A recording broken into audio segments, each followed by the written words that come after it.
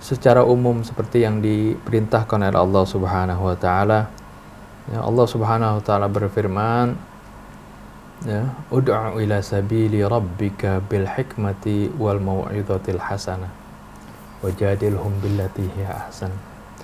Serulah ke jalan Allah, ya, dengan cara hikmah. Ya. Kalimat dalam Al-Quran begitu simpel tapi bermakna yang sangat luas sekali. Arti ajak, ya, orang ke jalan Allah itu dengan cara yang bijaksana, dengan cara yang baik, dengan cara yang akan membuat dia itu sadar, tapi dia juga tidak merasa bahwasanya dia itu digurui atau bahwasanya dia itu dibodoh-bodohin. Ya, apalagi kita ini sebagai orang yang lebih muda dari orang yang kita mau ajak tadi, mau nasihatin.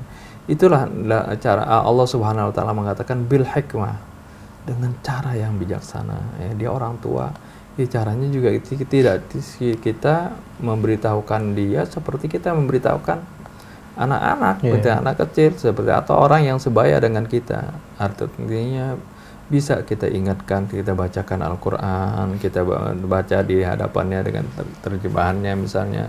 Bisa juga kita dengan melalui sindiran, ya, kita nasihati ke orang yang lain seperti itu, ya, yang lebih kecil dari dia. Itu dengan berbagai cara. Jangan sampai kita mengungkapkannya, ya, seperti kita misalnya nasihatin anak kita atau menasihatkan orang yang lebih yang sebaya dengan kita. Ya. Ini yang diperlu bil hikmah wal mau'izatil hasanah, dengan cara yang bijaksana, ya, dengan cara yang hikmah, ya. Kemudian wal mau'izatil hasanah, dan juga dengan nasihat yang baik. Ya. Ini menasihati orang yang sombong ini, ya, memang agak susah, agak berat. Justru karena kesombonganlah biasanya, ya, karena kesombonganlah orang nggak mau nerima nasihat orang lain. Ya. Terkadang seorang udah tahu nih benar yang ibu sampaikan itu adalah kebenaran, tapi karena ada kesombongan di dalam hatinya, kebenaran itu jadi ditolak oleh dia.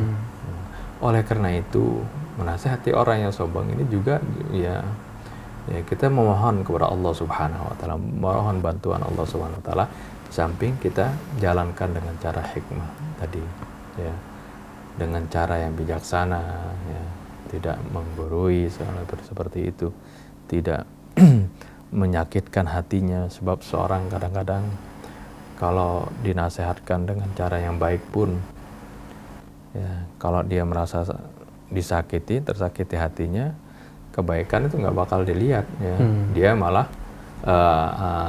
melihat kepada kata-kata kita yang kasar, kata-kata kita yang menyakiti hati dia. Ya, apalagi kalau dalam kerabat kita itu sering misalnya orang yang merasa kita ini lebih rendah darinya. Kamu ini anak kemarin, kamu ini kan saya yang ngurus, saya apa. Biasa hal seperti itu, ya, membuat kita harus lebih pintar dalam cara menyampaikan hal tersebut, ya. Sambil kita mohon kepada Allah Subhanahu wa taala agar supaya Allah menyampaikan apa yang keluar dari mulut kita, apa yang kita nasihatkan itu, apa yang kita inginkan, memasukkan ke dalam hatinya, ya. Karena yang masukkan nasihat kita itu adalah Allah Subhanahu wa taala. Kita hanya menyampaikan, ya. Kita nggak mampu, ya, menyampaikan apa yang kita sampaikan ke dalam hati seorang. Ya, itu adalah, ya, kekuasaan Allah Subhanahu wa taala, ya. Karena itu kita mohon bantuan Allah Subhanahu wa taala dan dilakukan dengan cara tadi yang benar. Wallahu a'lam.